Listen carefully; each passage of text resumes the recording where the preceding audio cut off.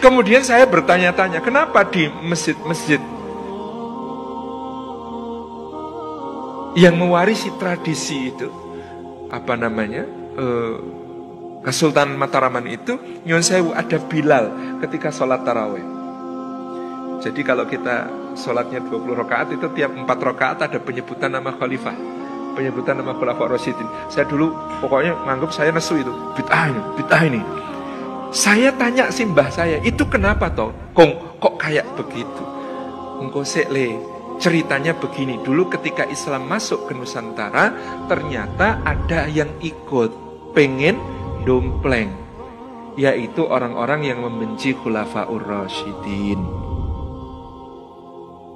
Mereka tidak suka pada khulafaur rasyidin. Itu ada yang pengen dompleng dakwah ini. Makanya salah satu dalam legenda Jawa itu, Wali Songo itu ada yang namanya Syekh Siti Jenar. Kenapa disebut Siti Jenar? Siti artinya lemah, Jenar itu abang, tanah merah. Itu adalah tanah yang tersiram darah Husain radhiyallahu anhu, tanah Karbala. Jadi dia datang juga sebagai seorang mubalik ke Nusantara, berdakwah dan memang dapat pengikut. Di dalam naskah Babat Pangeran Adilangu tentang murid Syekh Siti Jenar namanya Ki Kebo Kenongo yang berkedudukan di Pengging, Boyolali, yang kemudian dituduh bughat, memberontak, membangkang kepada Kesultanan Demak. Itu Ki Ageng Pengging itu punya 2 ekor anjing. Anjing ini dia lempari batu kalau sedang marah. Anjing ini oleh beliau diberi nama Abu Bakar lan Ngumar. Jadi kebenciannya sampai di level itu.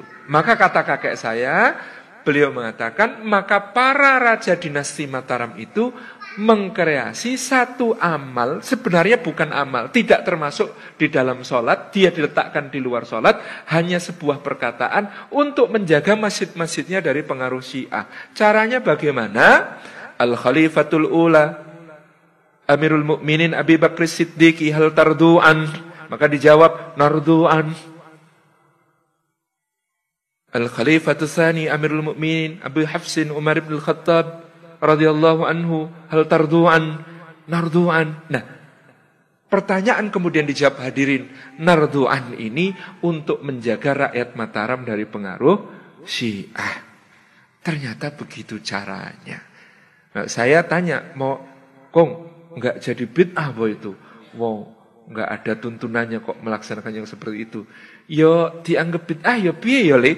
Ning itu ketika itu diperlukan untuk menjaga akidah. Ya, orang Syiah ikut tarawih di situ mesti enggak kuat.